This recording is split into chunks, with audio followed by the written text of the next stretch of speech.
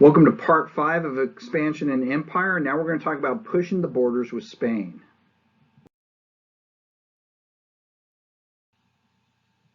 After the War of 1812, any ideas of invading or making Canada part of the United States is removed from the table, and relationships between the United States and Britain gets really normalized. And that causes the United States to begin looking elsewhere. Like, for example, maybe establishing exactly where that boundary is between Louisiana Territory and New Spain. Or more importantly, more immediately, what are we going to do about this little area of Spanish territory directly to our south called Spanish Florida? And what can we do to make it part of the United States?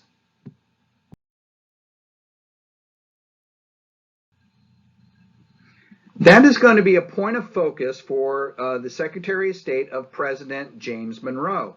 John Quincy Adams was, arguably the most effective Secretary of State we've ever had. Under the Monroe administration, he begins taking a look at Spanish Florida. And he knows that there are issues with Spanish Florida. First of all, you have Native Americans, you have Creek and Seminole Indians that keep raiding up into Georgia territory from Spanish Florida, and that has to come to a stop. But John Quincy Adams sees as an opportunity to possibly take Florida from Spain altogether. So he convinces President James Monroe to send Andrew Jackson to Georgia to protect Georgian citizens from Indian raids. And what he tells Jackson is this. He says, "The movement against the Seminoles will bring you on a theater where you may possibly have other services to perform. Great interests are at issue. This is not a time for repose until the cause is carried through triumphantly." Right? This is an order given to Jackson by President Monroe on December 28, 1817. Now, here's the key thing here. He says, you may possibly have other services to perform. This is intentionally left vague. It's allowable then for Andrew Jackson to interpret this however he wants, right? And Andrew Jackson, of course, decides to interpret this as the best defense is a good offense. I'm going to invade and conquer Spanish Florida.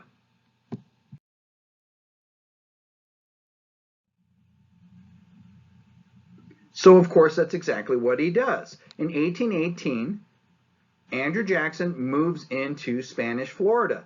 He begins destroying the Native American villages, their food stores, their crops, in a very calculated attempt to terrorize and starve the Florida Indians. But he also occupies the settlements of St. Mark's and Pensacola. Those are not Native American settlements. Those are Spanish settlements, right? And of course, the Spanish government is absolutely appalled by this. It's like, what is going on here? You have this rogue American general who has just illegally invaded Spanish sovereign territory and began taking Spanish cities with Spanish citizens in it. I mean, this is an act of war, right?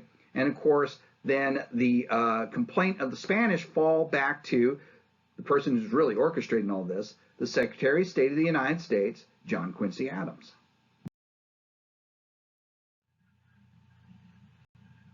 This, of course, has played right into John Quincy Adams's hands. This is exactly what he's hoped it was going to happen. And now he's going to challenge Spain.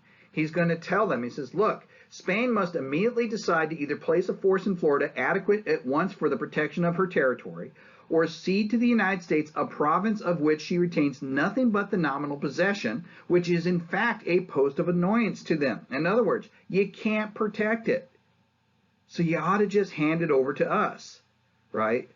So no censure of Andrew Jackson, no, backlash for this illegal invasion of Florida. Instead, the Secretary of State says, look, this is a clear sign that you can't defend this territory. You ought to just hand it over.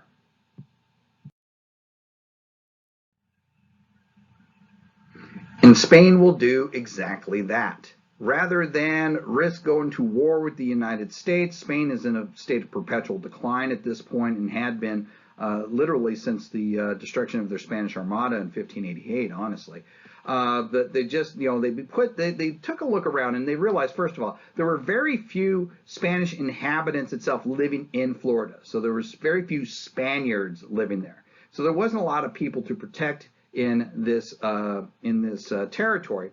Second, they really had a limited amount of military forces which they could use to reach Florida. Their largest military forces were in New Spain, but this is 1818. In New Spain, you have a series of revolutionary movements that keep springing up and having to be put down, and had been happening for the last 8 years, since 1810. 3 years later, Mexico is going to even become independent, right? Spain doesn't want to move any of those military forces from there, where they're desperately needed, to shift them over and into Florida. And then finally, they put some feelers out to the rest of Europe, basically saying, hey, look at what these Americans did. And pretty much Europe's response to Spain's complaints was they didn't care, right? They weren't concerned with the fact that Spain was having this American encroachment. And when it became clear to Spain that Europe was not going to intervene at all on their behalf, they decided, well, maybe a better course of action is to send a delegate over to negotiate with the Secretary of State and hand over Florida and establish some clear boundaries between Spanish territory and American territory.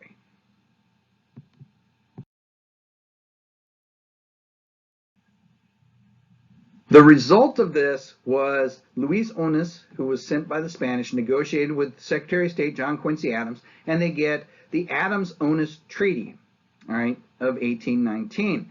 And this treaty is extremely important because it does a lot of pretty fundamental things. First of all, it defines what the boundaries of the Louisiana Territory is. Finally, right? Because even the treaty that for the purchase of Louisiana doesn't really define that very well. The modern eastern and northern borders of Texas are defined by the Adams-Onis Treaty. You can see the following of the Sabine and the Red Rivers, right? And even the generation of the creation of the eastern boundary of the Texas Panhandle, right? The second thing that this treaty does, besides defining these boundaries of the Louisiana Territory, is that it's going to cede both East and West Florida to the United States. So now Florida is part of the United States, so Western Florida being the Panhandle and Eastern being the main peninsula itself, right? We'll pay $5 million for that part of the deal. And then finally, Oregon Territory. And in 1819, there are 4 nations that are claiming Oregon Territory: the United States, Great Britain, Spain, and Russia. The Adams-Onis Treaty, in that treaty, Spain, first of all, withdraws its claims from Oregon Territory, but more importantly, recognizes the American claim as the sole legal claim to Oregon Territory, which means and establishes a boundary between New Spain and the southern border of Oregon Territory. By doing this, we now have a recognized American border that goes all the way to the Pacific Ocean. As John Adams had said, something that will be celebrated from one end of this continent to the other. Now his son, John Quincy Adams, has made it a political reality by creating a politically, nationally recognized border between one nation and the United States that extends all the way to the Pacific Ocean.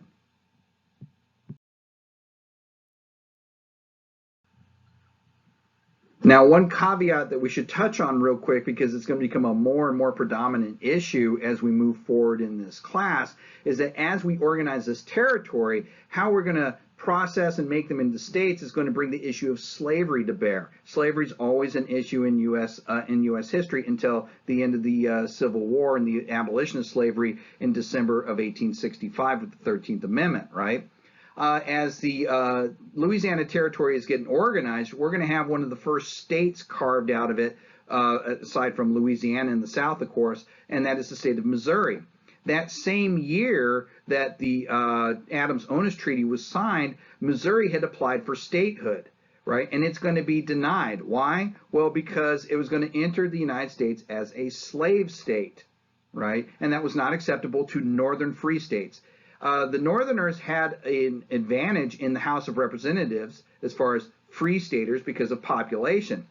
But at this time, there were 11 free states in the north and there were 11 slave states in the south, which means in the Senate, there was an equal proportion of free state senators and slave state senators. Adding Missouri would have given a 2-senator advantage to the slave states. So we're going to have the first of a series of compromises in an effort to try and prevent what ultimately will become the Civil War that begins the same time as this Adams-Onis Treaty, right? Henry Clay, the great compromiser, will craft a piece of legislation that we refer to now as the Missouri Compromise. What it's going to do is it'll allow Missouri to come in as a slave state, but it's going to cut Maine away from Massachusetts and make it a free state, so that balance of power is maintained. But additionally, now that we have Louisiana Territory organized and the borders clearly defined, everything south of the 3630 line there, that southern border of Missouri, is open to slavery in Louisiana Territory, and everything north of that is going to be going to have no slavery in it. This is going to be something that's going to come as we expand and take more territory. The first question that's always going to be asked as we take more territory across this continent is, can we have slaves there? Are we going to allow slavery? It's going to be the political football that will be picked up every single time.